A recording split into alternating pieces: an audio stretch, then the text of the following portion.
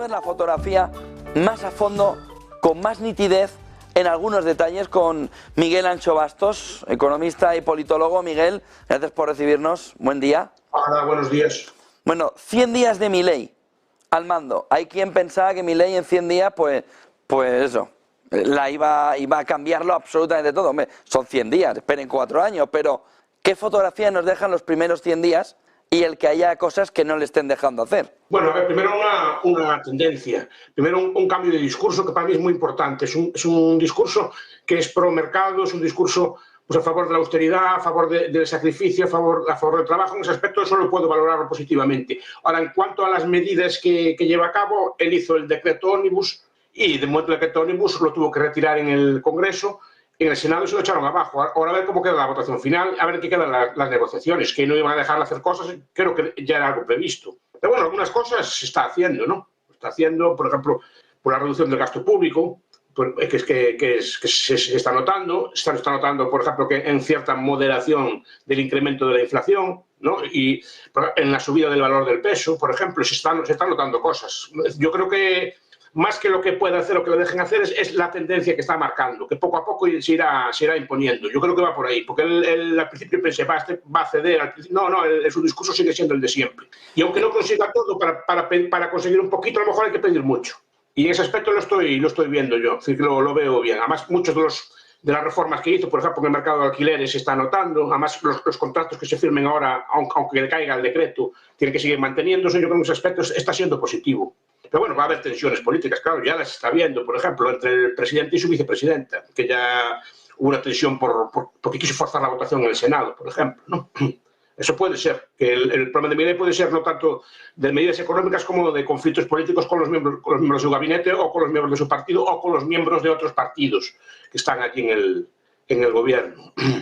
Económicamente, ¿es inevitable una recesión profunda y una inflación descontrolada en el inicio? Es decir, más o menos el entorno que se empieza a atisbar, para luego reconstruir, sí. Para luego reconstruir. Sí, es previsible, claro que es previsible. En principio, cualquier ajuste implica sacrificio, implica recorte, como cualquier otra medida de ajuste. Si usted tiene que ajustar en su vida cosas, al principio tiene que sufrir. Tiene que asumir unos gastos que no tiene que hacer, porque tiene que invertir a lo mejor en algo nuevo, tiene que comprar una máquina nueva, si es un empresario o algo así, pues al principio tiene que sufrir, claro. Pero es un proceso que se ve a medio plazo. Y eso es lo que veo yo positivo de Milei, que la población entiende que tiene que sacrificarse para tener algo a medio plazo y está dispuesto a asumir el coste. Por lo menos buena parte de la población está dispuesta a asumir el coste. Por lo que dicen las encuestas, la popularidad de Milei no decae entre sus votantes. Y eso es bueno, ¿no? Porque, repito, porque los primeros días son de ajuste. Por ejemplo, las pensiones no es que no subieran, es que hacen lo que le llaman ellos la licuadora, bueno, que también se quería hacer aquí en España en su momento, ¿no? De subir las pensiones por debajo del IPC. Lo mismo que pasa con el salario mínimo. El salario mínimo, aunque lo sube, el salario mínimo que le llaman salario mínimo vital y móvil, que le llaman ellos, lo están subiendo, pero por debajo de la inflación, o sea que en términos reales no están bajando, igual que las pensiones. Entonces, eso implica un recorte del gasto público que se está notando ya, con cierto superávit fiscal, etcétera, ¿no? Pero bueno, son sacrificios, claro. Obviamente el pensionista, el trabajador, pues va a pasar a cobrar menos, o menos relativamente. En ese aspecto hay sacrificio y el nivel de vida de muchos segmentos de la población está bajando, pero es normal que sea así. Miguel, ¿desdolarización sigue estando en el plan? ¿Crees que sigue estando? Yo creo que la dolarización de momento la están abandonando, ya están hablando de medidas alternativas. ¿Qué serían cuáles? ¿Cuáles crees, Miguel, que pueden ser? Cosas por el estilo, ¿no? O libre circulación de otras monedas en competencia. Después de, digamos, establecer contratos en cualquier moneda. Pero yo creo que, por ejemplo, la Reserva Federal, de la que antes hablaban ustedes, no está muy por la labor tampoco de apoyar la medida, ¿no? Pero bueno, la dolarización tampoco es una quimera, ya se hizo en más sitios, no es una cosa utópica y extraña, ya se hizo en más sitios y con relativos éxitos. Ahora, la dolarización no elimina los problemas de la economía, simplemente elimina buena parte de la inflación. Pero yo veo que sí que están abandonando un poco esto. Seguramente porque no tiene reserva para hacer el cambio. Yendo a la fotografía de Estados Unidos, veamos a Powell esta semana el miércoles. Parece que la inflación está remontando. Parece que repunta, que ya no está el movimiento de bajada tan nítido, sino que empieza a notarse que hay tensión inflacionaria y empieza a verse que no va a haber soft landing. Pero aquí la pregunta clave es, con un déficit presupuestario del 5,5%, tirando todavía más arriba la deuda de Estados Unidos, ¿cómo va a haber un soft landing? Si es normal que estén sujetando a la economía, ¿no? Es año electoral, entonces va a haber más gasto público. En este entorno... El soft landing está muy bien y a la gente le gusta mucho, pero el soft landing al final lo que hace es perpetuar el problema, porque los actores se acomodan al soft landing y al final la inflación persiste. Yo soy más partidario muchas veces del hard landing, ¿no? Del aterrizaje duro. ¿Qué pasa? El aterrizaje duro tiene miedo porque puede provocar una recesión a corto plazo. El soft landing es poquito a poquito, a ver si esto para. Pero esto normalmente la inflación lo que hace es se enraiza y se estabiliza. El problema es modular entre las dos, ¿no? Pero creo que el soft landing no va a darse, ¿no? O hacen un aterrizaje más duro o no van a acabar con las tensiones inflacionarias.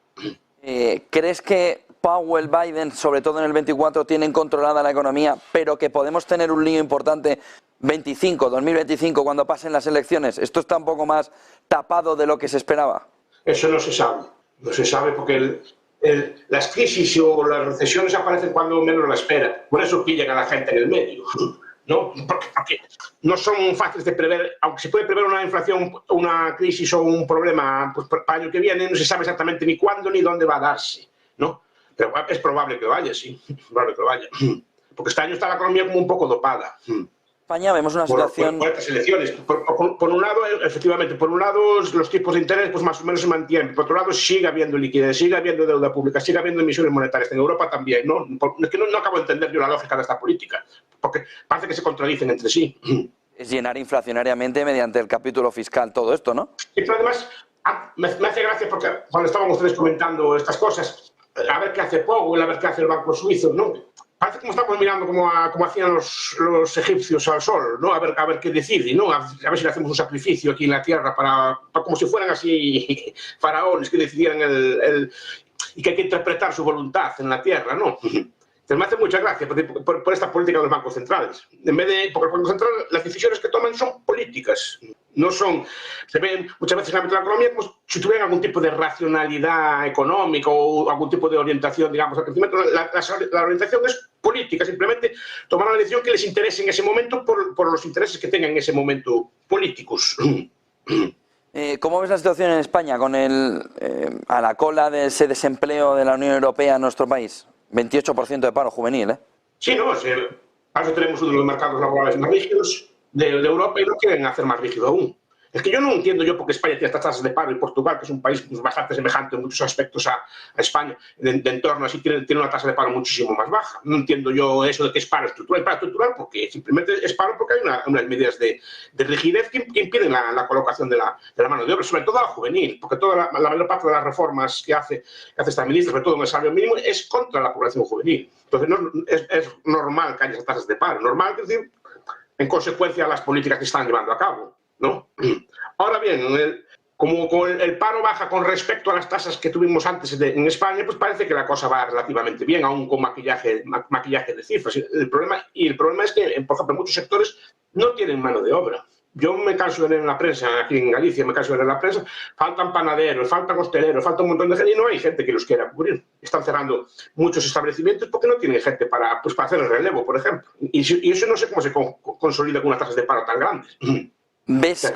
Algo cambió. ¿Qué riesgos ves a medio plazo en la economía española? ¿En un entorno que pueda girar? Yo veo la deuda.